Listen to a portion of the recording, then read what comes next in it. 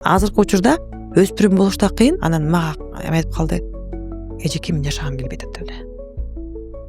Азыркы учурда мына 10 жыл сайын муун өзгөрүү болуп атат. 10 жыл сайын. Кайсы себептерден улам ушул биз балдардын, болсо кичинекей эле балдардын деле ушул ден соолугун бузуп алабыз? Мен тажап кеттим дейт. Бизде бир күн тынчтык жок дейт. Мында бир күн баарыбыз чогулуп чай ичпейбиз. Мен ишенбейм, бул экөө биз жакшы көргөнүнө ишенбейм. Ошол кыздар кандай тарбия алып ошондой өзүнө ишеними жогору болот? Же ажырашып кеткенден кийин экөөңөр бири-биринен үйлөнүп жашап кеткен жоксуңар.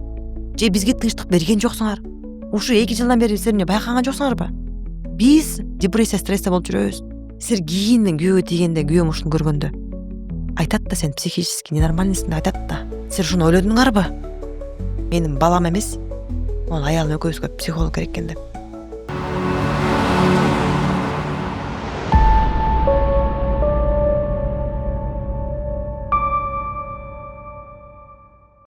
Бүгүн биз өспүрүмдөрдүн менталдык ден соолугу тууралуу сүйлөшөбүз. Азыркы учурда психологиялык, эмоционалдык ден соолук бир өзгөчө бир чоң ролду ойноп жаткан учур. Анткени биздин өзүбүздүн чыныгы физикалык ден соолугубуздун башаты, чың ден соолугубуздун башаты мына ушул эмоционалдык ден соолуктан башталат экен. Ал эми бүгүн биздин маегибиздин коногу болсо психолог Гүлзат Исабекова болот. Ал эми маекти мен Алтынай Турарбекова алып барам. Саламатсызбы? Саламатсызбы? Кандайсыз, жакшысызбы? Жакшы. Алгач эле менталдык ден соолук жөнүндө сүйлөшүп баштайлы. Бул эмне эмоционалдык ден соолук же болбосо менталдык ден соолук деген эмне өзү? Менталдык ден соолук деген бул адамдын эмоционалдык жактан, социалдык жактан, психикалык жактан өзүн жакшы сезүү, өзүн жакшы абалда жүрүүсү, адам менен баарлашуу, өзүн сезүү, өзүн таанып билүү, өзүн кабыл алуу, окуу, иштөө жөндөмдүүлүгүнө жардам берет да негизи. Ошолор жүргүзөт, ошол процесстерди жүргүзөт. Эгер менталдык ден соолугу, саламаттыгы чың болсо. Өспүрүмдөрдүн менталдык ден соолугуна көбүрөөк басым жасаганга аракет кылалы. Анан өспүрүмдөрдүн менталдык ден соолугунун чың болушу алардын келечегине кандай таасир берет? Өзгөчө мына 5-класстан баштап 9-класска чейин аябай маанилүү.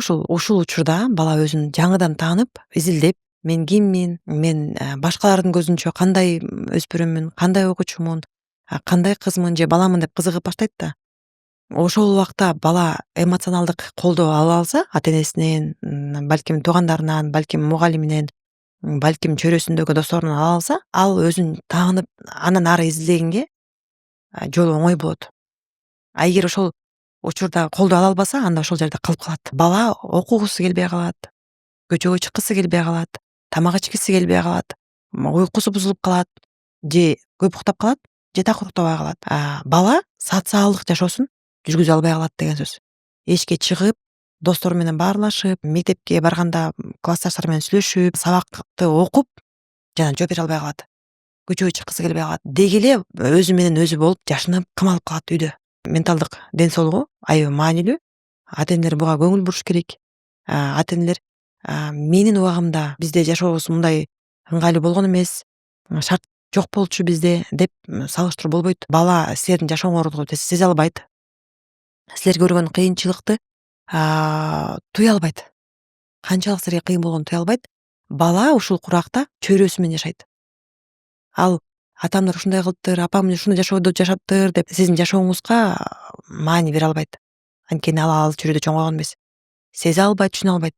Ал өзүнүн чөйрөсүндө кандай кызыкчылыктар болуп атса, ошого карата кадам жасайт да. Баланын ориентири бул анын чөйрөсү болуп калат. Именно 5-класстан баштап негизги кызыкчылыктары бул анын достору, чөйрөсү, өзү курактагы балдар, ушул кызык болуп калат. Демек, баягы эмоционалдык ден соолугу жабыркаган бала өзүнүн достору менен жакшы аралаша албай, өзүнүн чөйрөсүнөн алыстап, өзү менен өзү болуп, же болбосо коркок болуп, ушундай болуп калат экен да.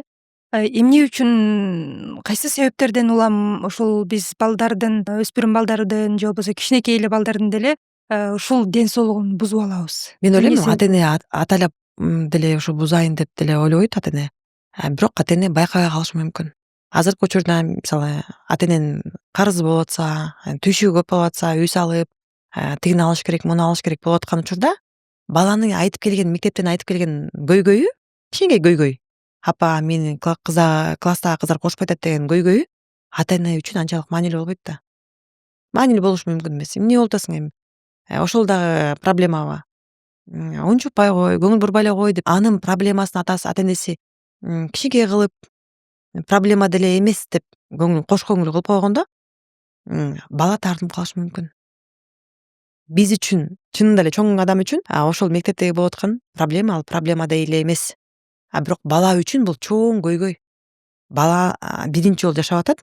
Биринчи жолу ал 5-класска барды. Буга чейин 5-класска барып көргөн эмес. Биринчи жолу өзүнүн келбетине маани берип баштады. Ага чейин 4-класста, 3-класста мен кандаймын деп деле ойлонгон эмес да. Анан ошол убакта бирөө сенин мурдуң чоң экен, сенин башың чоң, денең кичинекей, башың чоң деп койсо деле, бала ошол сөзгө аябай маани берет. Ошондо баланы угуп, колдоп, абалдан чыгарып кеткен адам болуш керек. Ал сөзсүз түрдө ата эне эмес, балким тайжеси болот, балким тууганы болот, балким ул эжекеси же байкеси, балким мугалим деле болушу мүмкүн. Эмне болду деп сурап, ошол моментте сурап койсо бирөө, бала ошол көйгөйүн айтып берсе, анан ошол кишиден колдоо уга алса, жок балам андай эмес. Ар бир адамдын башынын формасы, денесинин формасы, көзүнүн формасы ар кандай болот. Сен индивидуалдуусуң. Биз деген балапан эмеспиз да, балапан эмеспиз, же болбосо биз деген зебра эмеспиз да, бири бирибизге окшош болуш үчүнчү. Биз индивидуалдуу индивидпиз негизи. Ар бир адам бири бирине окшош эмес. Мисалы мен карачы, мен менен сенин классташыңдын апасы окшошпу? Окшош эмес. Анын бою узун болушу мүмкүн, же балким менин боюм узун болушу мүмкүн. Ышыгып баарыбыз окшош эмеспиз. Сен ошол башыңдын формасы деле, ошол денеңдин өзгөчөлүктөрү бул кемчилик эмес, бул индивид. Менден башка дүйнөдө адам жок мага окшош деп кабыл алышың керексиң деп. Ошол моментте жакшы колдоо көрсөтүп койсо апасы, анда бала чыгып кетет ошол проблемадан, көйгөйдөн чыгып кетет да. Бирок ошол менен калып калса, баланын настроение түшүп, ойго батып, депрессияга чейин түшүп кетиши мүмкүн. Кээ учурда ошол бала депрессияга түшүп, тамак ичпей калышы мүмкүн, түнт болуп калышы мүмкүн, сүйлөбөй калышы мүмкүн. Мектепке барбайм деп чыгат. Мектепке барбайм, барбай эле коеюнчу деп калат. Кечээ быдылдап көп сүйлөп аткан бала бүгүн сүйлөбөй калышы мүмкүн. Жашынып калышы мүмкүн. Чогуу тамактанууга келбей коюшу мүмкүн. Суроо берсең жооп бербей коюшу мүмкүн. Өзүнүн бөлмөсүнөн чыкпай коюшу мүмкүн. Жуунбай коюшу мүмкүн да. Бул баягы ата эне атайын кылган жок, бирок ата эне байкабай калып маани бербей койду деп айтсам болот. Ата эне бала сизге көйгөй менен кайрылганда, сиз маани бербей койдуңуз ошол көйгөйгө десем болот да. Бул жерден айтып өтпөдүкпү? Баягы мектептеги классташтарынын кемсинтүүсүнөн башталышы мүмкүн депчи. Бирок кээ бир кыздар, балдар болот го, мисалы, башка эч кимдин өзүнө карата айтылган сынын анчейин кабыл ала бербеген, жүрөгүнө жакын кабыл албаган, өзүнө болгон ишеними күчтүүчү. Ошол кыздар кандай тарбия алып, ошондой өзүнө ишеними жогору болот? Эң негизги психиканын калыптануусу 10 жашка чейин болот. Эгер 10 жашка чейин үйдөн ата энеси сен аябай сулуусуң, сен индивидуалдуусуң, сендей дүйнөдө адам жок, ишенип кой. Классыңда сага окшош бирөө барбы? Жок, көрдүңбү сен өзгөчөсүң деп кичинекей кезинен баштап, баланын тили чыккандан баштап балага жалаң гана позитивдүү сөздөрдү айтса, ошол позитивдүү сөздөр мээсине бекилип калат. Ал нерсени эч ким кийин буза албай калат да. Эгер баланын өзүнө болгон ишеними аябай алсыз болсо, аны бата эле бузуп койсо болот. Ошондой эле биз дагы негизи баланын темпераментине көңүл буруш керекпиз. Сангвиник деген темперамент бар, анан холерик деген. Булар аябай мындай тартынбаган, уялбаган, эркин жүргөн балдар. Өзүнүн оюн кенен айтып, аябай кыймылдуу, орусча айтканда шустрый балдар. Булар кээ бир сөздөргө көп маани бере беришпейт. Флегматик менен меланхоликтеги типтеги балдар өзүнө аябай көп көңүл бурушат. Эгер тиги экөө чөйрөгө көңүл бурушса, чөйрө менен аралашып, чөйрө менен жашашса, булар өзлөрүнө маани беришет. Өздөрүн изилдешет, өздөрү боюнча көп ойлонушат. Буларга таасир бериши мүмкүн. Жанагы кемсинтүү, басынтуу. Ошон үчүн баланын дагы темпераментине, психикалык өзгөчөлүгүнө, психотипине көңүл буруш керек. Мисалы, бирөө айтып атпайбы? Эмнеге менин балам башкалардай болуп тың эмес? Эмнеге менин балам башкалардай болуп көңүл бурбайт? Сөздөргө көңүл бурбай койбойт. Дайыма эле былжырап эле ыйлап келет деп. Эже анткени сиздин балаңыз башкалардай эмес. Сиздин балаңыздын темпераменти башкача. Сиздин ортончо балаңыздын нервный системасынын иштөөсү башкача деп түшүндүрүп бергенде, демек мен айтам, сиз бул балаңызга койгон талапты кое албайсыз. Анткени бул аны аткара албайт. Ошого күчү жетпейт. Сиз эмнеге улуу байкеңдей болбойсуң? Улуу байкеңди карачы, кыйын. А сен андай эмессиң. Сен улуу байкең 5-классында эле муну кылчу. 9-классында эле өз алдынча акча тапканды үйрөнгөн деп салыштырган болбойт. Анткени бул балаңыздын темпераменти такыр башка. Жөндөмдүүлүгү дагы такыр башка. Бул балаңыздын психотиби дагы такыр башка. Бул баланын психотиби циклоидун деп коет. Циклоидун деген 5 мүнөт мурун настроениясы сонун болчу. Мисалы, жарым күнгө чейин, түшкө чейин жакшы настроениясы. Түштөн кийин эле шалпый эле настроение жаман болуп, чөгүп кайгырып калат. Бул балдар депрессияга көбүрөөк берилет. Буларда депрессия көбүрөөк болушу мүмкүн. Чем жанагы холерик менен эмеге караганда, сангвиникке караганда. Булар бат чөгүп кетет. Булардын психотиби ушундай. Булар өздөрү тандабайт. Ушинтип коеюнчу, ата-энемди коркутуп коеюнчу, ата-энемди ушинтип кыйнап коеюнчу дебейт. Ата-эненин негизги катасы бул салыштыруу. Бир баласы менен экинчи баласын салыштыруу болбойт. Эгер улуу баласы аябай шустрый болуп, кыйын болуп, жөндөмдүү болсо, экинчи балаңыз сөзсүз түрдө андай болушу милдеттүү эмес. Биз салыштырбаш керекпиз. Биз балабыз көйгөй айтып келгенде, проблемасын айтып келгенде, проблемасын кичирейтип салбаш керекпиз. Мындай нарксыз кылып салбаш керекпиз да. Орусча айтканда, обесценивать этип. Ошол көйгөйүн угуп коюш керекпиз. Кээ бир учурда чынында эле балага психолог керек. Темаларга ата-энеси менен сүйлөшкүсү албайт балким. Сүйлөшкүсү келбейт. Бирок атайын адис менен бөлүшкүсү келет, сүйлөшкүсү келет. Мына өзгөчө азыркы убакта өспүрүм болуш деле кыйын. Биз ойлоп атпайбызбы? Азыркы убакта эмне баардыгы белең, баардыгы сонун, бүт баары бар. Только жашаш керек деп, каалап, ыраазы болуп, күлүп жашаш керек деп жок. Азыркы учурда өспүрүм болуш да кыйын. Эмнеге? Анткени сенин классыңда, уже 4-класста, 5-класста балдардын социалдык сети бар. TikTok'то уже подписчиктери бар. Ал уже популярный. Ал аябай жакшы тамашалайт. Ал класстын лидери. Ага тең келиш кыйын. Мисалы, балдар просмотр. Менде 200 000 просмотр болду деп айтса, бул бала өзүн уже эмет баштайт.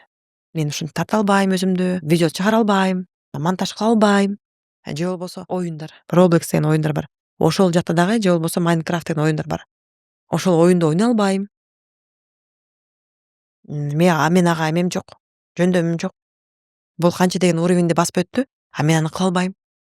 Ойной албайм. Эмнеге балдар ошентип өзүн башка классташтары менен, башка тең туштары менен салыштырат? Негизи Кандай балдар салыштырат өзүн башкалар менен? Негизи баардык эле балдар салыштырат өзүн. Өткөл курактын биринчи кадамында, подростковый периодтун биринчи кадамында, орусча айтканда, салыштыруу башталат. Өзүн башкалар менен. Анткени ошол 5-класстан баштап бала гормоналдык өзгөрүүгө душар болот. Анан мен киммин деп сурай баштайт. Буга чейин ойноп эле, мультик көрүп коюп эле жүрө берсе, 5-класс, 6-класс, 7-класстан баштап бала мен киммин, мен кандаймын, мен кандай көрүнөм, мен кебетим кандай, мен сулуумбу, сулуу эмесминби, арыкмынбы, арык эмесминби, мен фигурам кандай деп байкасаңар күзгүн астан чыкпай калат бала. Эркек бала дагы, кыз бала дагы. Балким силерге көргөзбөшү мүмкүн, бирок ошо ата-эне айтып калат, менин кызым ваннага кирип кетип эле күзгүдөн чыкпай калып атат. Ваннага кирип кетип эле чыкпай атат депчи. Мен коркуп атам, бир нерсе кылып жүрбөйбү деп. Анан баласын алып келет консультацияга. Анан айтат, мен ошо бетимди жууп баштадым, жанагындай атайын средство. Кам көрүүчү кыз. Мамасын өзүнүн бетине, терисине кам көрө турган немелер бар го, каражаттар. Ошолор менен бетимди жууп баштадым, маска коюп баштадым. Өзүмдү мындай кам көрүп, мен өзүмө кам көрүш керек экенмин. Мен чоңоюп баратам деген сезимдер пайда болду менде. Анан апама айткандан уялып атам. Апам урушат болуш керек сага эрте деп. Урушат болуш керек, тыюу саат болуш керек. Мен ошон үчүн апама көргөзбөй, ошондой нерсе ваннага кирип алып кылам. Апама айткым келбейт. Эмнеге айткым келбейт десем, апам урушат. Апам уруша берет, апам түшүнбөйт мени. Апам деген, апамдын ою боюнча мен мына 30га чыгып, өзүмдү кам көрүп, 30га чыккандан кийин боенуп баштадым. Же болбосо мен 20га чыкканда эң араң боенгом. Сен да ошондой болушуң керексиң деп өзүн басып өткөн жолу менен салыштырат. Өзү менен салыштырат. Апам уккусу келбейт. Бизде мектепте 6-класс 7-класстын кыздары уже боенуп баштады. Мен деле боенуп көргүм келип атат. Балким боенсом кандай болуп калам деп. Мен да алардан артта калгым келген жок деп ошону апасына түшүндүрө албайт. Апасы да түшүнгүсү келбейт. Мына ушул жерде эң биринчи конфликт пайда болот. Класстын баары боенбой, эч ким боенбой анан сиздин кызыңыз эле боенуп баштаса, анда бул башка сөз.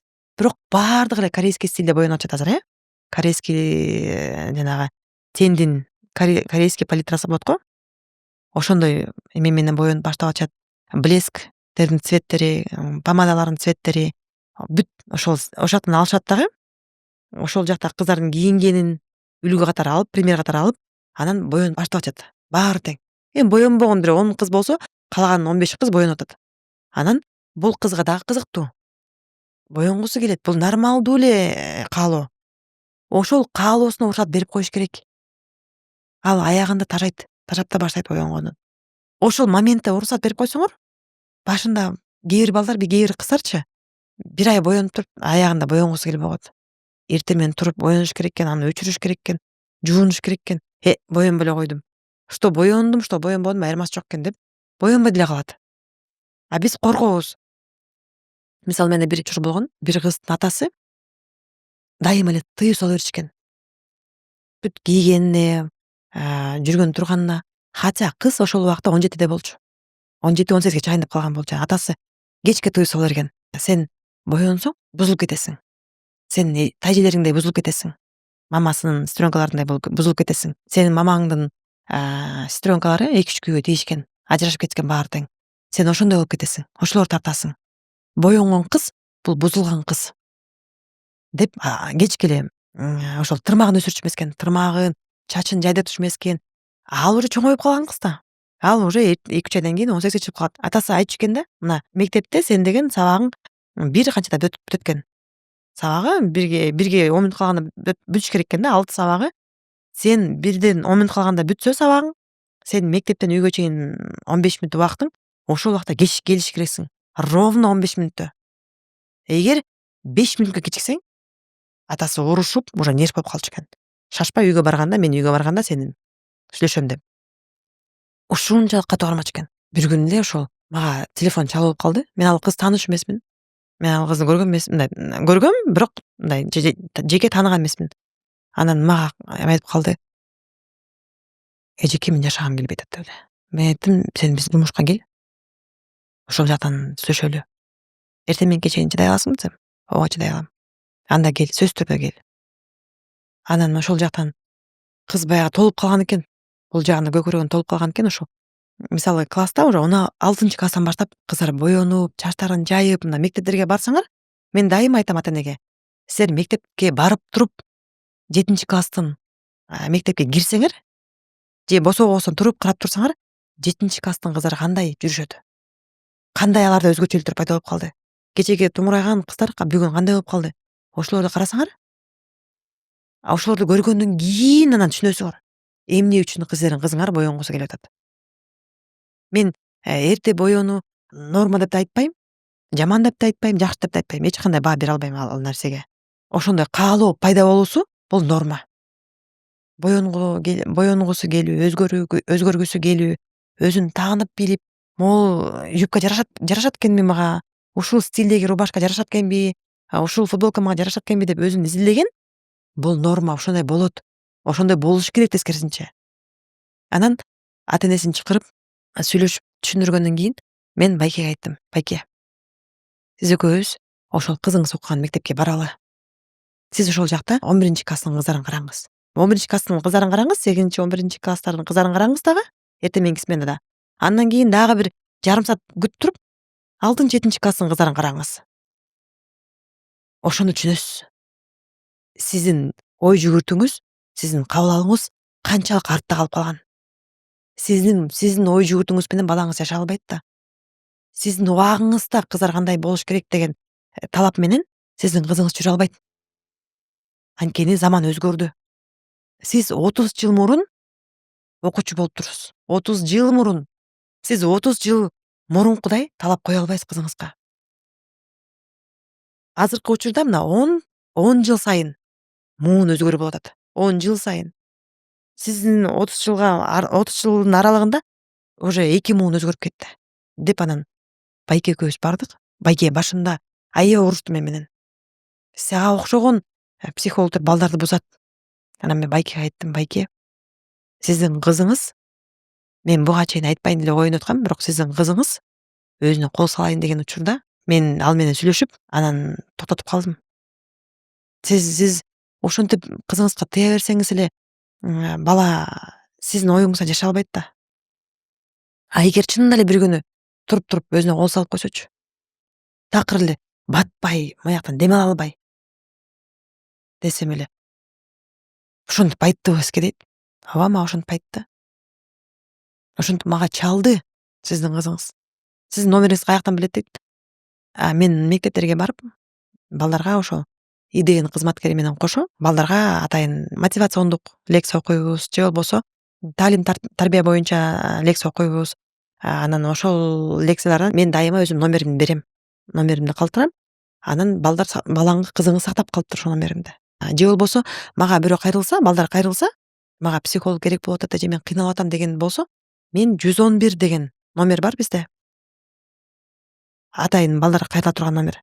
Ошол номерди берем. Ошол жакка чалсаң бекер психологиялык консультация берет сага деп. Анан Байке аябай жини келип, урушуп, Байке көрсө өзү телефон колдонбойт экен да. Жанагындай кнопочный телефон бар го, ошондой колдонот экен. Такыр анан өзүнүн жүргөн туруму дагы мындай, жүрүм туруму дагы бир калыпта экен. Эртең менен бир баланча убакта турат, жумушка барат, жумуштан баланча убакта келет, тамак ичет, баланча убакта топ-точно прям. Анан биртке телевизор көрөт, уктайт. Болду, ушундай экен. Ошондой тартип менен бир калыпта жүргөн экен. Байке менен бардык мектепке. Байке менен барып, анан даже мектептин столовойуна отурдук. Ошондо Байкеге айттым, Байке, тети кыз чакыралыбы, сурайлыбы канчанчы класс деп. Ой, жөн эле койчу дейт. Мен чакырдым ошол кызды. 6 класс деди. Мен Байкени сурагам, сиздин оюңуз боюнча бул канчанчы класс десем, 9 класс деген. Эме чакырсак 6 класс экен. Кадимгидей эле чоң кыздардай боюнуп алып жүрөт, э? Бул жерде баягы атасынын, ата энесинин жашы улуураак болгондугу үчүн, же болбосо баягы апасы 40 чамалап төрөп калганда дагы ортосунда муундардын өзгөчөлүгү, жаш аралыгы дагы өтө чоң болгондугу үчүн түшүнбөстүктөр көбүрөөк пайда болот окшойт деп калдым да. Ага чейинки боюну боюнча да сөз кылып калдык. Анан мисалы шаарларда, шаар жергесиндеги мектептерде көбүнчөсү кыздар боюнуп жүрөт, чачын кой берип жүрөт дегендей. Ал эми айыл жергесинде болсо, ошо боюнууга тыюу салат да. Мисалы мен өзүм деле айыл жергесинде чоңойгон кызмын. Анан кыздар совети деген бар эле. Кашта терүүгө, бетине упа чап сүйкөөгө тыюу салат эле да. Анан кээ бир кыздарды бетине упа сүйкөө алганын байкап калса, ошо кыздар советинде жалаң бир мектептен кыздардын баарын чогултуп алып, анан ортого ошол кыз чакырып алып, ай бери келчи сен деп туруп, анан бетиме монтип туруп аябай урушчу эле да. Аябай урушуп, жаман кылчу эле.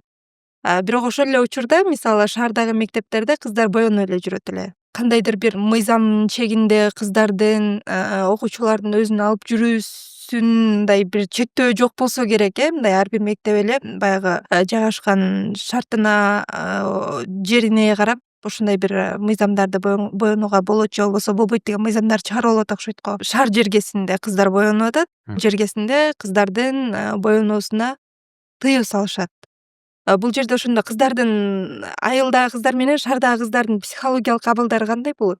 Азыркы учурда бизге региондордон алып келет да. Мисалы Оштон, Нарындан, Көлдөн, Баткенден, Таластан, бүт региондон, Жалал Абадтан балдарды алып келет да. Анан азыр мына айттым го, муун алмашып атпайбы? Мына азыркы муунда шаардык же айылдык деген эме жок. Чек ара жок, граница жок. Мурдагыдай. Мектептер коюп атабы дейм да. Мен азыр мен өзүм окуган мектепке деле бара элекмин, бирок албетте социалдык барактардан көрүп турам, азыр деле ошондой тыюу бар да. Чачын жазып жүрүүгө болбойт, боюнууга болбойт, упа сүйкөөгө болбойт деген сыяктуу. Региондордо бар бул чектөө. Чектөө барбы жокпу точно билбейм. Бирок көп эле мугалимдер өздөрү түшүнүп калышты. Аларга деле сабак өтүлөт да. Аларга деле маалымат берип атат. Аларга деле ошол эмеге барып, мисалы мен апрель айы Жалал Абадка барганда ошо мугалимдерге, социалдык педагогдорго атайын эме өткөм, семинар балдардын психологиясы боюнча, өзгөчөлүктөрү боюнча.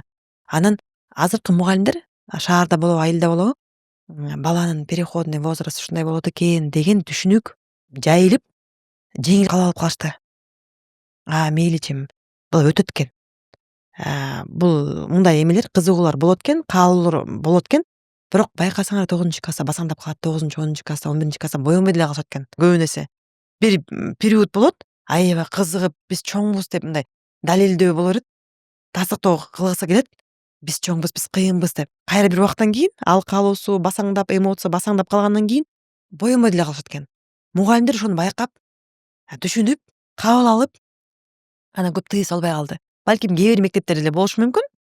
Кээ бир мектептерде деле бир мугалимдин өзүнүн педагогикалык эмеси болушу мүмкүн, ыкмасы, методикасы.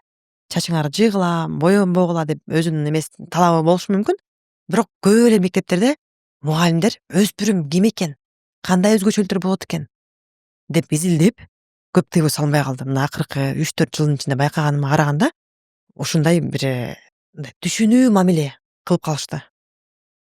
Түшүнүп, кабыл алышып, бул боенсо бир мугалим айтат, ошол сөз болуп калды анан.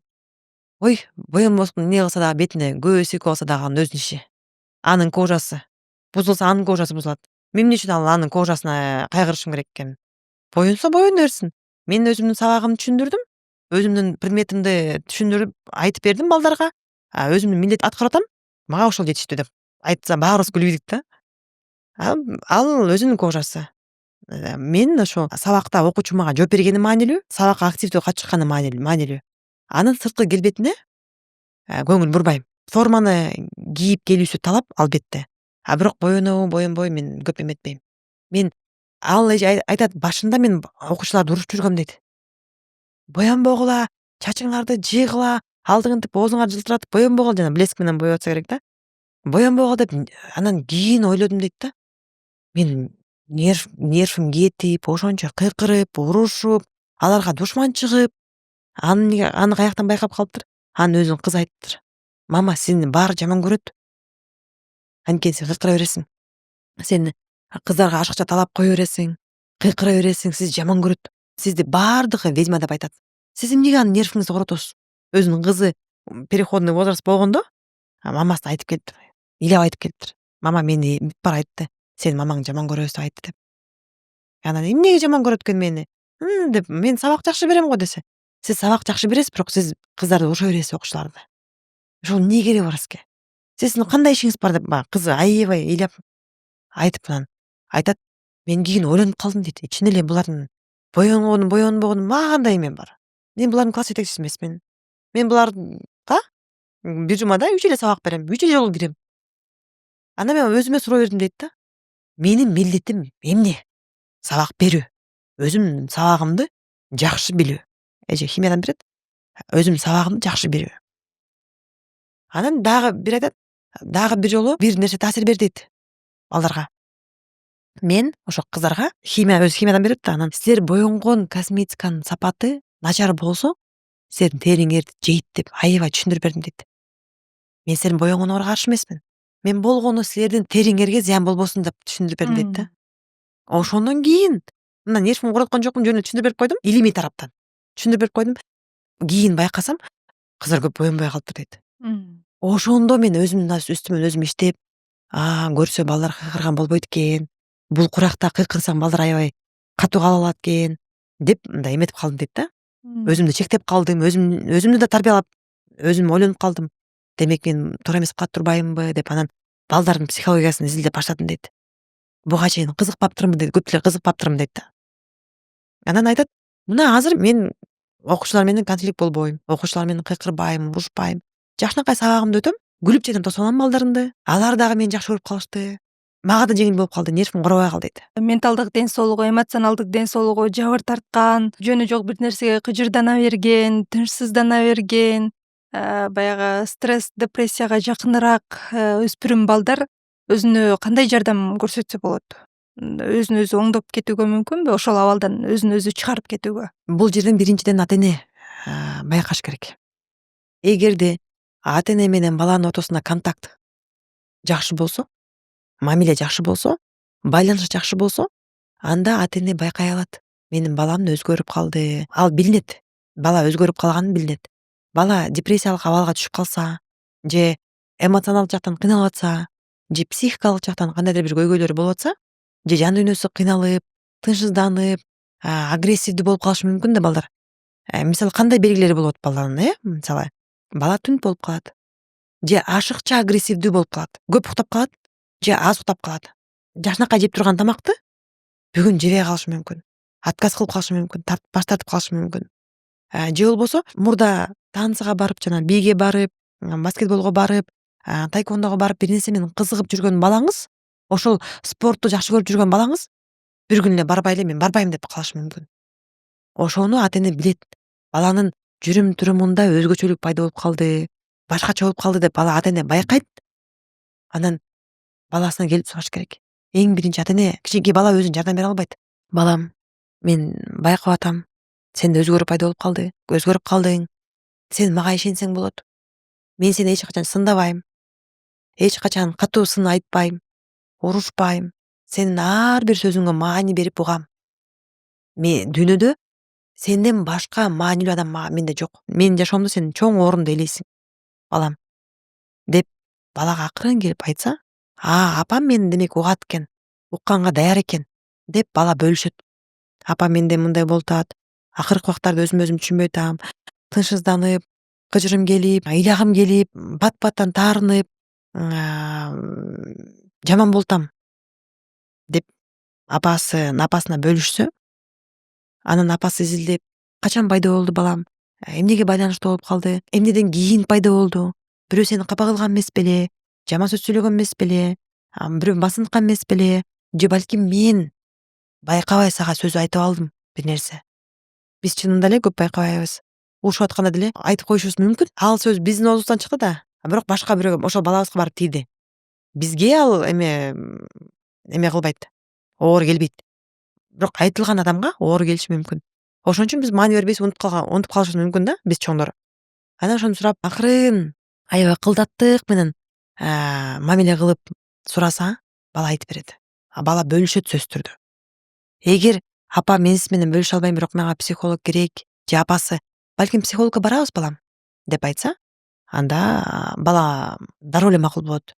80% учурда бала макул болот психологко барганга. Психолог алып барганда адис бала менен сүйлөшкөндү билет да. Кандай суроо берип, баланын түпкү эмесине, көйгөйүнө, жан дүйнөсүнө жете алат ал.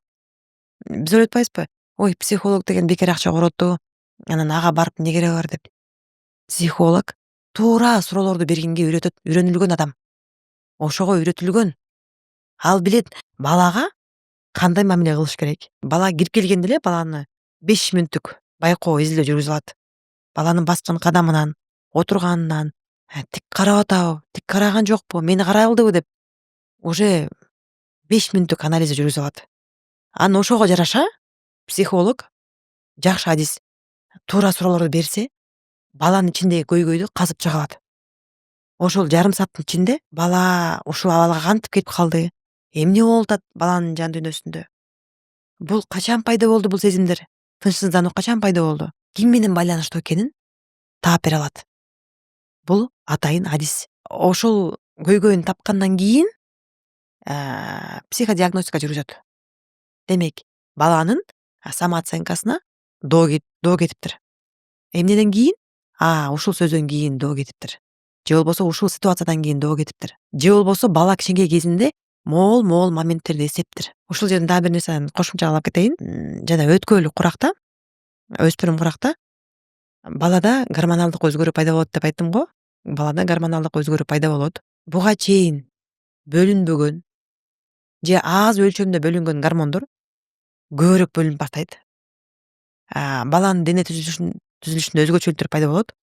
Анан ошол гормондор, жаңы бөлүнүп чыккан гормондор таасир берет биздин настроениябызга, биздин абалыбызга. Ошондой эле ошол гормондор кичинекей кезиндеги травмаларды чукуп чыгат, козгойт, активация кылат.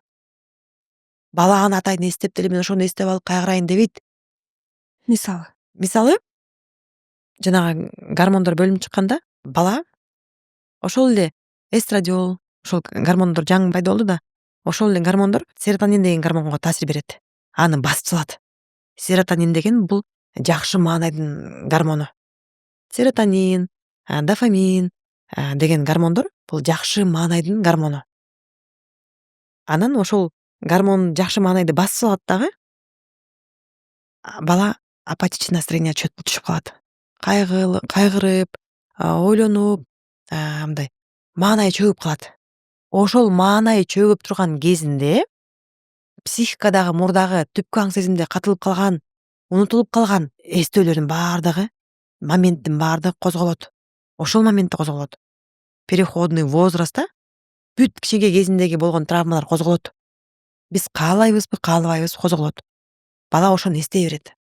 Апасы катуу айтканын, же ата энеси ажырашып кеткенин, же атасы апасы ажырашып кетип чоң апасында, чоң атасынын колунда жашаганын, же балким ошол жакта запкы көргөнүн бала эстейт.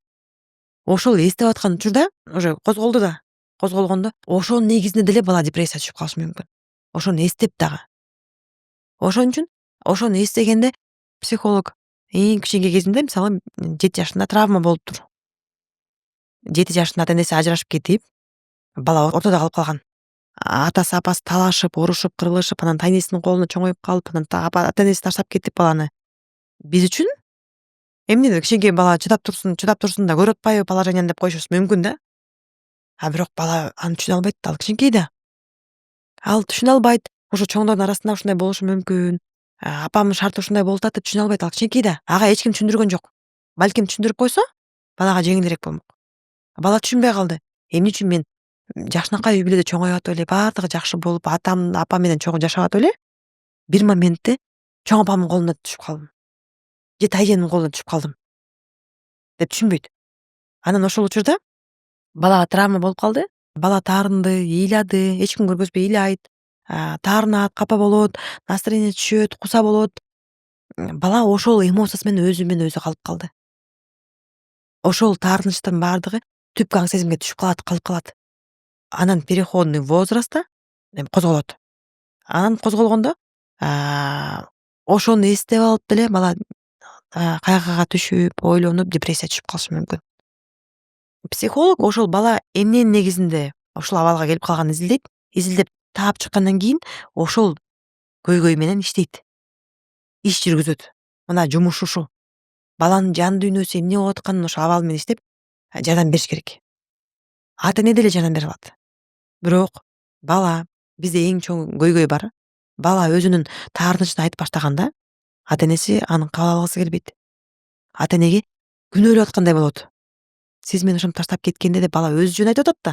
Мен ошондо ушундай абалга түшүп калдым. Апа мен ошондо аябай куса болдум, кайгырдым, ыйладым, өзүм жалгыз сездим, эч ким кереги жок сездим деп айтса, апасы баягы аны оор кабыл алып, бул мени күнөөлөп атат деп кабыл алып, коргоо реакциясы өтүп кетет дагы. Мен эмне ошону жыргагандайын сени таштап кетти деп ойлойсуңбу? Мен эмне Россияга жөн эле кеттим деп ойлойсуңбу? Эмне атаң жакшы болсо жашамакмын да деп ошону кайра баланын уккандын ордуна өзүн коргоп, өзүн актап баштайт дагы. Апам мени түшүнбөйт экен.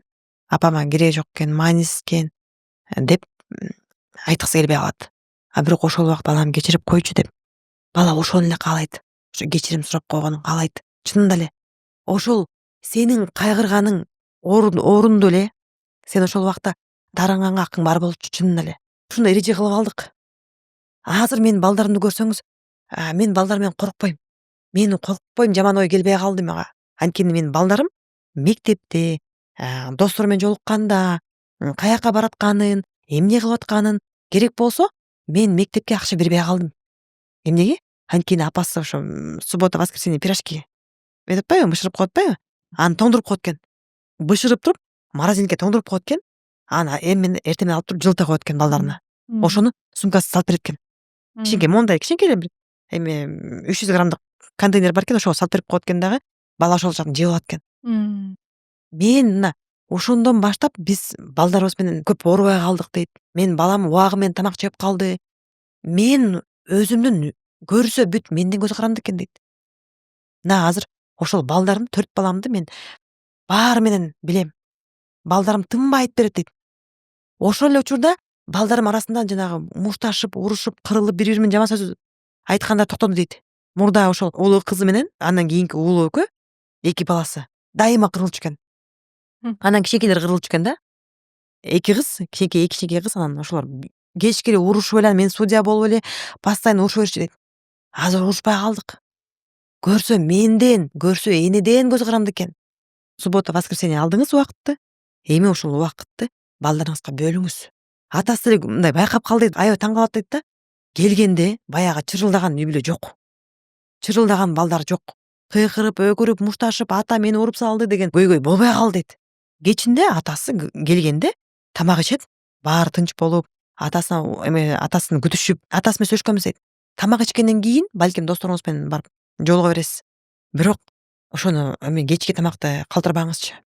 Келиңиз ошол убакта деп атасы кийин достору менен чыкпай калды. Ал ошо балдар менен жана улуу кыздан кийинки баласы менен шахмат ойногонду үйрөнүптүр. Ошол атасы билбейт экен, баласы үйрөтүптүр. Көрсө бүт үйдөгү энергетика, бүт үйдөгү атмосфера менден көз каранды экен, энеден. Мен ошонун ыкмасын билбей эле догурунуп эле, анан өзүм телефонго батып калып эле, телефон калаксып калып эле, тамак жасагым келбей эле, макарон сарконун кууруп эле, гречка куура коюп эле, ошентип мындай тамак ашка көңүл бурчу эмес экенмин. Мына өзүм карасаң арыктап калдым деп сүрөтүн көрсөтүп атат. Мурдагы сүрөт. Демек баягы өзүнүн үй бүлөлүк шартына жараша кандайдыр бир эрежелерди кылып алып, анан кийин балдары менен ачык айкын сүйлөшүп, үй бүлөсүнүн дагы жалпы баардык үй бүлө мүчөлөрүнүн баардыгынын эмоционалдык абалдарын чыңдап алган экен да, өзүн өзү кол салуу боюнча дагы айтып өттүңүз. Бул нерсенин алдын алуу, ошондой эле азыркы биздин өлкөбүздөгү өспүрүмдөрдүн эмоционалдык абалын чыңдоо азыркы учурда канчалык деңгээлде актуалдуу? Бир байке кызын алып келген, менин кызым кутуруп көпкөндүктөн буга бүт жакшы шарт түзүп койсом, бул эмне кыларын билбей, кантип даарын билбей, даап кетет го балдар. Ошону билбей, могу колдордун баардыгын лезвие менен кесип салыптыр деп алып келиптир. Кызы менен сүйлөшкөндө мен ата энеме ыраазымын. Ата энем мен каалаган тамакты алып берет. Каалаган кийимди кийгизет. Бирок ата энем мондай бир үй бүлөдөй болуп отурбайт. Экөө ушунчалык бири бирин каргап тилейт. Ушу апам баштайт. Сен каякта жүрдүң, анан сен мынтип жүрөсүң да, анан тинтип жүрөсүң да, анан аялдарга барасың да деп апам баштайт дейт. Атам ага жооп берет дейт. Бизде күнүгө бир 8-9 башталат дейт. Скандал. Атам чыгып кетет дейт. Анан келсе келет, келбесе келбейт. Апам нерв болот дейт. Анан биздин комнатабызга кирип туруп бакырат бизди урушат. Анан биздин шкафты ача калып эле көңдөп салат экен да. Мына сен жүдөмүшсүң, кийимдериңди качса такыр байланыштуу эмес дейт да. Атамды мен мындай бизди камсыз кылган адам катары билем дейт. Камсыз кылган адам катары билем. Бирок мондай эмоционалдык жактан атам кандай адам экенин билбейм. Демек апам экөө урушуп атса, жаман адам катары кабыл алам дейт. Мен тажап кеттим дейт. Бизде бир күн тынчтык жок дейт. Бир күн баарыбыз чогулуп чай ичпейбиз. Чай ичип атканда дагы ошонун үстүндө сүйлөшпөйбүз, баарлашпайбыз. Атам телефонунда болот дейт. Апам аны урушуп баштайт дейт. Сен дагы кимге жазып атасың, эмне кылып атасың, телефонунду албайсың, чукулайсың деп урушат дейт. Экөө урушканда мен бат-баттан тамак жеп туруп кетем дейт. Же болбосо атам келбейт дейт. Мен ушул уруш кырылыштан мектепте баардыгы сонун дейт. Мектепте баардыгы сонун, бирок ушинтип урушуп, кырылышып түнү бою урушкандыктан атам апама кол көтөргөндүктөн мен уктай албайм. Мен ушул үй бүлөдө жашагым келбейт деп мояктардын баардыгын тилип салыптыр. Бул деген self harm деп коет негизи. Же болбосо аутоагрессия деп коет. Же өзүнө өзү зыян келтирүү. Кыргызча айтканда. Бул эмне үчүн бала ушундай кылат? Бул негизи суицидке кирбейт, бирок эгер ушундан өөрчүп кетсе, дагы моментте ата энеси көңүл бурбаса, анда бала өзүнө кол салышы мүмкүн. Ошол абалда жашай берипчи. Бул силерге сигнал деген сөз. Менде эмоционалдык чыңалуу бар. Менде ичимде кыйналуу бар. Силер мени угуп койгулачы. Ата эне, мен суранам силерден, урушпагылачы. Келгилечи, нормально жашайлы. Ооба, жебей эле койдук балык күнүгө. Барбай эле койдук балдар аянтчасына. Түшпөй эле койдум силердин кымбат маштаңарга. Бирок Жөнөкөй үй бүлөдө жашайлычы. Тынч абалда. Деги эле экөөң ордунда бири-бири менен кырылбай мындай күлгүлөчү деп айткысы келген экен. Бирок муну укпайт да эч ким. Экөө кырылып атса, учуп атса каяктан угат. Анан аягында ошонун жини келип ошол үйдөн качып кеткиси келип, ошол үйдө жашагысы келбей, анткени ата энеси урушканда дагы аякта жөн эле сөздөр эмес да. Сөйгү сөздөр кетет. Орусча, кыргызча бүт сөккөн сөздөрдүн баары кетет. Атасы сөгөт, апасы каргайт, адам болбой кал, өлүп кал деп каргайт. Анан ошондон бала тажап, өзүнүн оюн айткысы келген. Анан ошентип, ошол колун лезвие менен кесип, ата энесинин көңүлүн бурдургусу келген. Дагы бир кыз бар, кайрылган, ата энеси ажырашып, ата энеси баягы апасы дагы, атасы дагы ошол ажырашканда бири-бирине мындай оор келтириш үчүн, бири-бирин жазалаш үчүн балдарды талашкан. Ошол улуу кыз айтат: "Мен ишенбейм, бул экөө бизди жакшы көргөнүнө ишенбейм. Мен ишенбейм, ушу атам бизди жакшы көргөндө талашып атат. Жок, апама боюна кылыш үчүн талашып, соттошуп, кырылып, бизди мектептен урдап кетип атат. Урдап кеткен эми мындай да, мисалы, экөө ажырашып кеткенден кийин мен бүгүн балдарды алып кетем деп заранее чалып, эскертип энесине. Ушундай болуш керек да. Атасы антпей эле балдар апасы менен жашайт экен, соттун чечими менен балдар апасы менен жашайт экен, атасы бир жумада 2 күн көргөнгө акысы бар экен. Бирок кээри кезде ошол эме кылгысы келип, келишимди бузуп, келип эле мектептин түбүнө келип эле баласын кайсы убакыт чыгарып билет да, салып кетет. Апасы баласынын телефонун чалса, телефону өчүк. Апасы нерв болуп уже оюна жаман ойлордун баары кетти.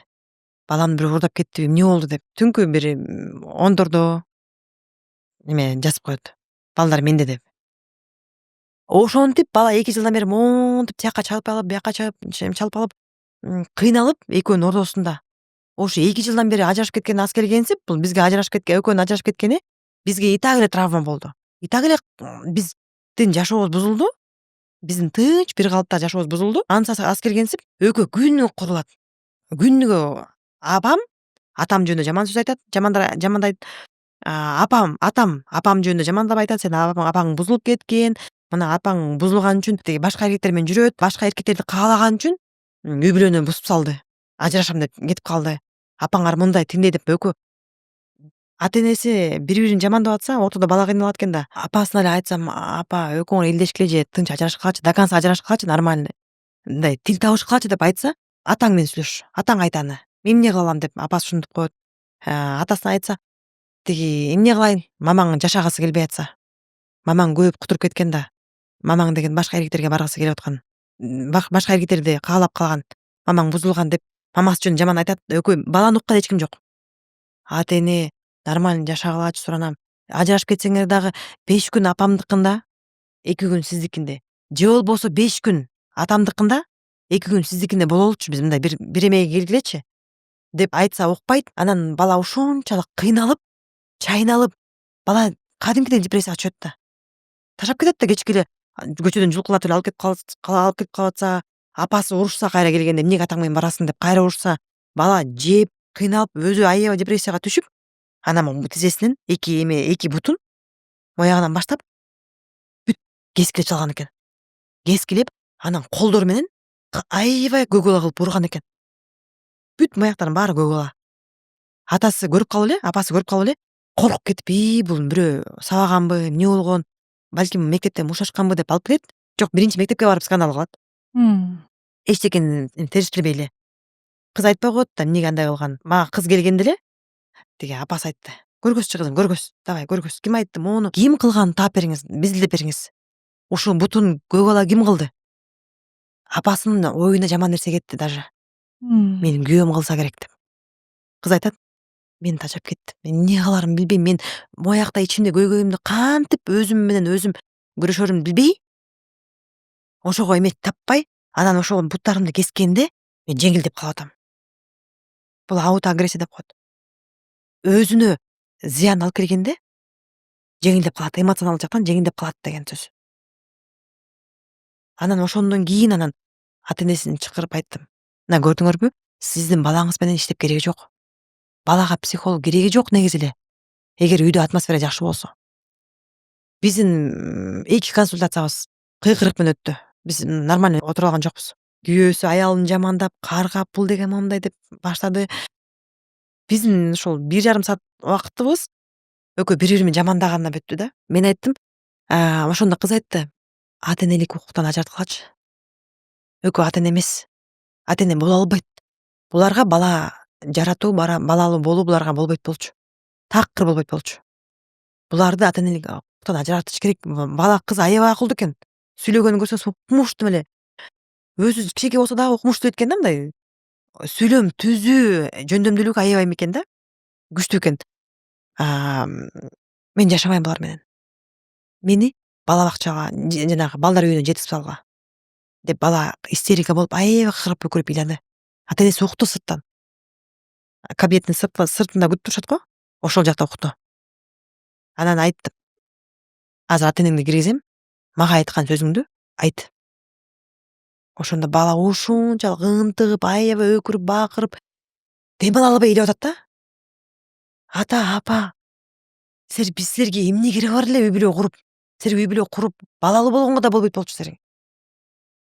Ушунча убакыттан бери жакшынакай жашап келип атып эле. Силер эмне болуп кеттиңер? Кайсыл убакта биздин жакшынакай үй бүлөбүз бузулуп кетти?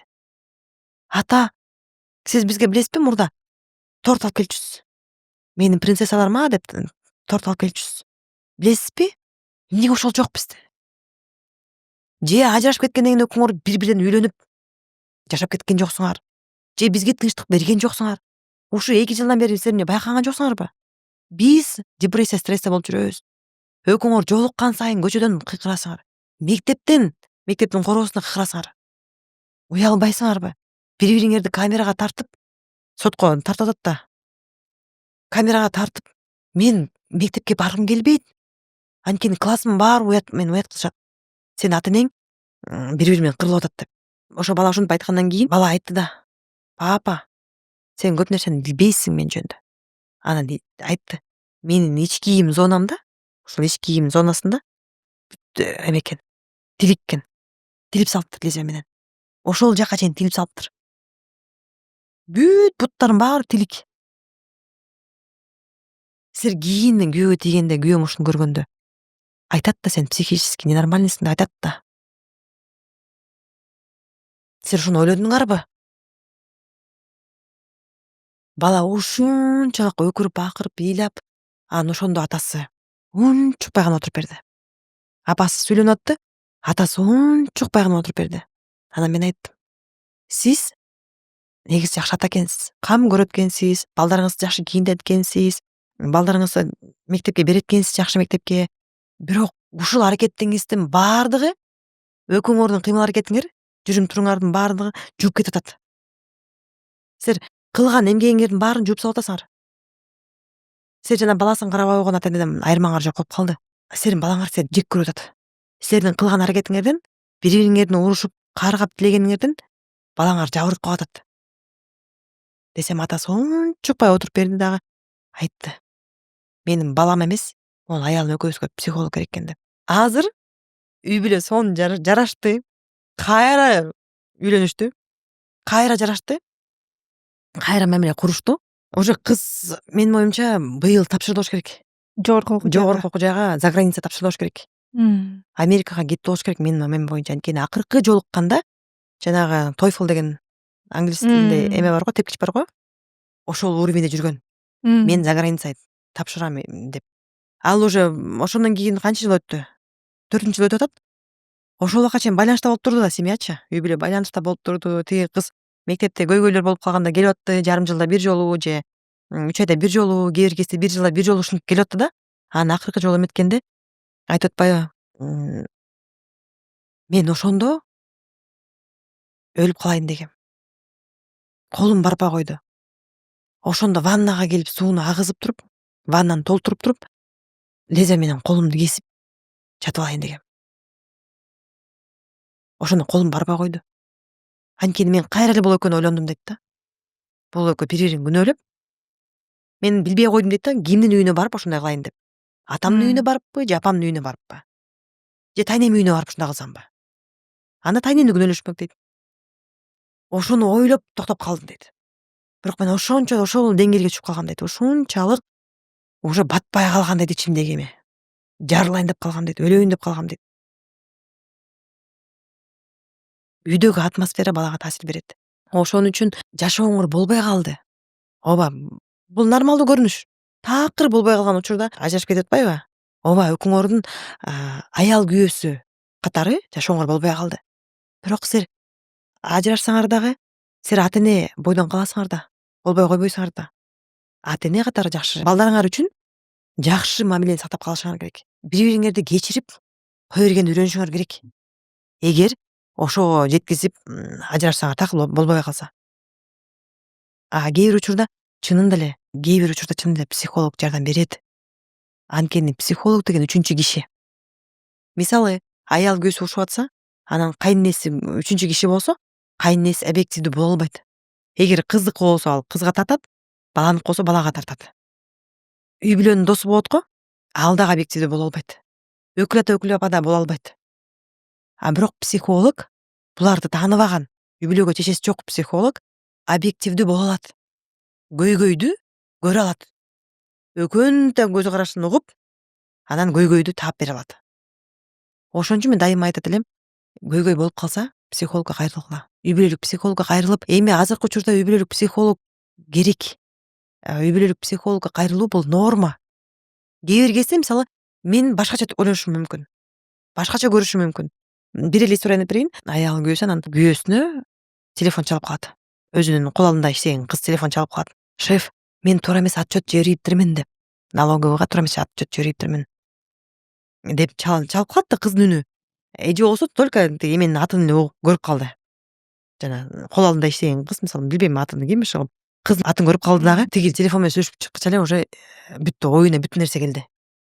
Буга бир кыз чалды, бул бирөө менен таап алды, бирөө менен эметип алды деп истерика, паника болуп экөө кыйкырып ажырашканга чейин барды. Экөө ушул жерден ай мына чалчы сүйлөшөйүнчү десе эле болбойт. Анын азыр мен мунун кол алдында иштеген кызмын деп коет да деп. Эже уккусу келбей койду. Экөө ажырашып кырылышып бүттү деп эметип кетти. Анан күйөөсүнүн эжеси айтыптыр. Ай, экөөңөр психологко баргыла. Анан психологко барышып мага эмес, башка психологко барышыптыр. Анан ошондо айтып атпайбы? Налоговыйдан ошол эртеси күнү ошо налоговыйга барганын, ошол жакта туура эмес эме кетип калганын аныктап бериптир. Сен мага ошо айтканга мүмкүнчүлүк бербей койдуң го. Сен дароо эле оюң ушундай кетти. Шашылыш чечим чыгарып алган.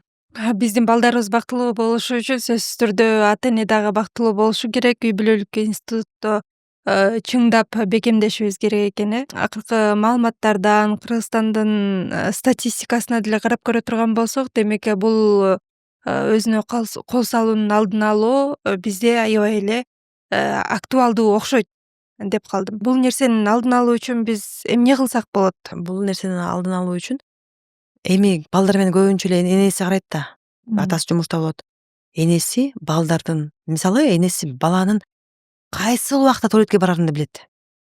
Кайсыл убакта тишин жууп, кайсыл убакта телефон кармап, кайсыл убакта туалетке барып, кайсыл убакта баласы настроениясы жакшы болуп калганын билет да. Бүт билет баласын. Балаңыздын өзгөрүп калганын байкасаңыз, эч нерсе болбойт деп кош көңүл кылбаңыз. Сураңыз, кызыгыңыз. Баланын өзүнө кол салуунун себептери, факторлор аябай көп. Мектепте бирөө таарынтып коюшу мүмкүн. Туура эмес түшүнүп алышы мүмкүн. Балким өзүн салыштыруу болушу мүмкүн. Мисалы, 7-класста, 6-класста балдар күзгүгө келип, өзүнүн келбетине аябай көңүл буруп баштайт. Менин мурдум чоң, анан көзүм мындай, анан өзүлөрүнүн идеалдары болот да. Жана корейский дорамалардагы идеалдар болот атпайбы? Ошондой болгусу келет. Бул нормалдуу көрүнүш. Бала өсүп келатат. Ал өзүн жаңыдан таанып баштады да, ошол убакта дайыма жанында колдогон адам болуш керек. Колдогон адам бул досу болушу мүмкүн, ата энеси болушу мүмкүн, эжеси болушу мүмкүн, байкеси болушу мүмкүн, тайнеси болушу мүмкүн, чоң апасы болушу мүмкүн, тайжеси болушу мүмкүн. Кээ бир убактарда байкелер деле болушу мүмкүн да. Атасынын энеси деле болушу мүмкүн. Эң негизгиси бала бирөө менен бөлүшө алгандай болуш керек. Ишенген адам болуш керек. Бирок эң жакшысы мен ойлойм ата энеси, апасы. Ишенип, апасына ишенип бөлүшсө, бул аябай жакшы да. Апасы дайыма Кээ бирөөлөр баягы эне менен кыздын, бала менен атасынын ортосунда деле анчалык бир жакындык мамиле болбойт мисалы кыз апасына айткандан уялат же болбосо коркот. Ошол учурда балким ал кыз бир өзүнүн курбусу менен жакшы сүйлөшүшү мүмкүн, же болбосо апасынан жашыраак тажеси менен жакшы сүйлөшүшү мүмкүн, же жеңеси менен жакшы сүйлөшүшү мүмкүн. Аларга көйгөйүн айтып, ошо жаман нерсенин алдын алса болот да. Негизи ушул куракта баланы угуп коюу Баягы. маанилүү. Угуу, баланы жөн эле угуу, бала айтып берип атканда жеңилдеп алат. Анан ошол айтып берген көйгөйүн биз кичинекей кылбаш керекпиз. Ооба, сен дарыган акың бар. Ооба деп ошону эметиш керекпиз да, ошого маани бериш керекпиз. Жөн эле угуп коюу эмес. Аябай көңүл буруп укканыбыз маанилүү. Бала үчүн. Бала сезет, мен жөн эле угуп атабы же маани берип угуп атабы? Мен айтып берген нерсе ушул адамга маанилүүбү деп сезет. Эгер маанисиз болуп калса, ошону байкап калса, анда айтпай коет уже. Дальше ишенбей калат. Жакшылап көңүл буруп, угуп, жардам берип коюш керек экен да. Баягы жөндөн жөн жок эле апасына айтпай баягы сага келип айтып аткан болбойт да. Апасына айта албаганы үчүн же болбосо сен менен сүйлөшкүсү келип аткандыгы үчүн сага келип айтат. Анан сиз дагы өзүңүздүн жумушуңуз менен көпчүлүк региондорго барып, мектептерге барып, семинарларды өтүп, лекцияларды окуп каласыз. Ошол учурларда баягы балдар менен сүйлөшкөн учурда алардын эң негизги көйгөйү эмне экенин байкадыңыз? Эң негизги көйгөйүм бул ушул балдардын өздөрүнүн сөздөрүн атайын тарткам видео. Ушул убакка чейин бир дагы бала кайсыл региондо болбойн, ошол эле Бишкектин мектебинде, ошол эле Баткендин мектебинде, Нарындын мектебинде, Көлдүн мектебинде бала бир эле сөз айтты. Бүт эле окшош. Ата энем мени укса, угуп койсо, менин жан дүйнөмдөгү болуп аткан нерсеге маани берип койсо. Койчу маанилүү эмес барчы ара. Анан деп койбосо, мага мээрим берсе. Мен бир баланы айтып коеюнбу? Бир бала чоң эле бала экен, 15теби ошо, анан мектепте урушуп атып чаап салган экен. Анан ошондо апасын чакырып, анан апасы урушат да, урушуп, андан дагы күчөп, мушташып, жаман компания кошулуп, аябай ушул жакшынакай эле жүргөн бала бир моментте өзгөрүп эле бузулуп кетет да, апасынын айтуусу боюнча. Анан ошондо бала айтты да, мага алып келиптир. Алыстан алып келген ушул баланы, алыстан алып келип, анан бала айтпадыбы? Апа, сиз ушул менин балам экенин, бала экенимди унутуп калдыңыз. Сиз мени жөн эле өзүңүздүн иниңиздей кылып эле жумушчу катары кабыл ала алдыңыз. Сиз байкасаңыз көчөдөн келгенде малдарды сугардыңбы, малдарды жайладыңбы, оокатты кылдыңбы, суу ташып келдиң болду, ушул эле. Мен сиздин балаңыз экенмин. Мени деле тигилер чуркап барганда аларды өпкөндөй кылып бири өпүп кучактап койсоңузчу. Мен акыркы жолу качан кучактаганыңызды эстей албайм. Мен даже өзүм кучактай албайм сизди уже мындай. Мен үчүн уже көнүмүш мындай непривычно. Апа, мага сиз сурадыңызбы? Балам мектепте эмне болуп атат? Кандай пландарың бар? Эмнени жакшы көрөсүң? Эмне кызыктырат деп сурадыңызбы? Сиз мен кылбай койгон учурумду эле байкайсыз. Бирок сиз байкаңызчы, конокко кеткенде, алыска кеткенде мен малдарды эметип, балдардын сабагын эметип, балдарга тамак берип, аларды эртең менен мектепке жиберип, кайра алар тосуп алганын байкабайсыз. Апа, элдин бардыгы мактайт. Мен эркек башым менен камыр жууруп нан салам. Эркек башым менен кошуналардын балдарынын баардык апалары мактайт мени. Бирок сиздин оозуңуздан мактап уккан жокмун. Мени мактап койсоңуз болот деп бала, эркек бала үчүн ыйлоо бул аябай оор. Бирок өңүрөп ыйлап, апа, мен деле жакшы көрбөйсүзбү? Сиз ошо кичине эки инимди жакшы көрөт экенсиз, а менчи? Эмнеге алыска баратканда мага белек ала келбейсиз? Эмнеге ошо алыска баратканда эки иниме алып келесиз таттуу паттуу, мага ала келбейсиз? Апа, мен баламын да. Мен деле баламын, мен жашым өскөнүм эле болбосо, мен дагы мээримге муктажмын. Менин мектепте жакшы окуганымды, балаңыз мектепке түз барып түз келгенин, сөгүнбөгөнүн, мал жалдын баарын жайлап, үйдө тамак жасап, нан бышырганымды эмнеге айтпайсыз мактап? Эмнеге ошол убакта кичине эле тиги телефон карап калсам же болбосо кичине эле бир жумушум аткарылбай калса ошону эле байкап урушасыз дейт. Көрдүңүзбү? Эркек балага айырмасы жок. Эркек балага, кыз балага Апасынан, өзгөчө апасынан, атасынан кичине башкача мамиле. Бирок апасынан мээрим керек. Мээрим. Жок, атасынан да мээрим керек. Просто эркек бала менен атасынын ортосунда мамилеси кичине башкачараак болот да. Алар уже чоң адамдардай болуп, олуттуу темаларды сүйлөшөт да. Аяка да мээрим керек, атадан да мээрим керек, атадан да кызыгуу керек. Бирок апасынан көргөн мээрим, апасынан алган мээрим такыр башкача. Ошон үчүн ата эне ар бир балаңызды калтырбаңыз. Бул кичүүсү да анан бул көзгө жакшы көрүнөт да деп эметпеңиз. Тигил дагы балаңыз. Ал дагы мээримге муктаж. Ал дагы кучактап өпкөнү каалайт. Калп эле элдин көзүнчө оңой коюңузчу деп коюшу мүмкүн, элдин көзүнчө. Уялат да элдин көзүнчөчү. Бирок балам деп кучактап өп койсо, чекесинен өп койсо мисалы, чекесинен өп койсо балага приятно. Ар бир форумда 500-600 балабы? Бизде канча форум болду? Республика 7 регион боюнча 500-600 бала болду, 500-600 баладан сурасаңыз, эмне керек десеңиз, мээрим, сүйүү, колдоо, түшүнүү, угуу. Мына 5 нерсе эле. Бүттү, андан башка эч нерсе керек жок.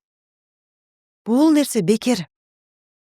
Ишо балага көңүл буруу, мисалы балдар айтышат, менин апам бас чалганда, тайнем чалганда, подружкасы чалганда, тайжем чалганда 2 саат убакытсыз аябай сүйлөшөт дейт. 2 саат.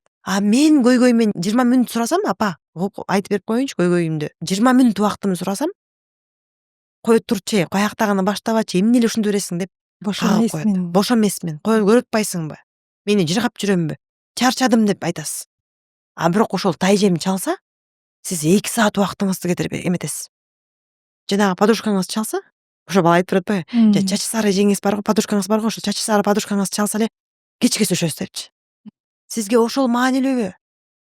Апа, ал сизге өзүнүн проблемасын айтып берип атат. Сизге проблемасын айтып жеңилдеп атат. Сиз анын проблемасын чечишип, ага кошо кайгырып аласыз. 2 саат убактыңызды аябайсыз. Шеринеге барасыз, Шеринеге кетесиз саат 4-5те. Түнкү 1ге чейин убактыңызды коротосуз. Менчи? Мага жалко 20 мүнөт. Мен апа, ичимде момундай болуп атат. Бүгүн сабакты жооп берип атып, случайно бала сабак жооп берип атып, туура эмес жооп берип атыптыр. Туура эмес айтып алыптыр сөздү. Ал туура эмес айтып алганда аябай күлкүлүү болуптур да, класскачы. Шылдыңдашыптыр. Анан ошол сөз менен кечке аларды аны шылдың кылыштыр да. Уламын өтүп барат эле, айтып элечи анан. Ошол баягы уят болду да, бала уят болду. Ошол нерсе аны жеп атат, ойлондуруп атат. Апа, ушундай бүгүн ушундай болбоду деп айтып бергиси келген экен да. Бир кызга сообщение жазган экен. WhatsApp'тан жазган экен өзүнүн классташ кызыначы. Эми өзүнүн сезимин билдирип, ал кыз жооп бербей коюптур. Жооп бербей койсо ичинде ар кандай ойлор кетет да. Эмнеге жооп бербейт, жакпаймынбы, же туура эмес кылдымбы, жазбай эле койсом болмок деп ар кандай ойлор жейт. Аны албетте классташ баласына айта албайт да, анткени уялат да. Тиги шылдыңдап салбайбы, эртең класска айтып салсачы. Ошол нерсе менен апасына айткысы келиптир да, балким апасы совет берет.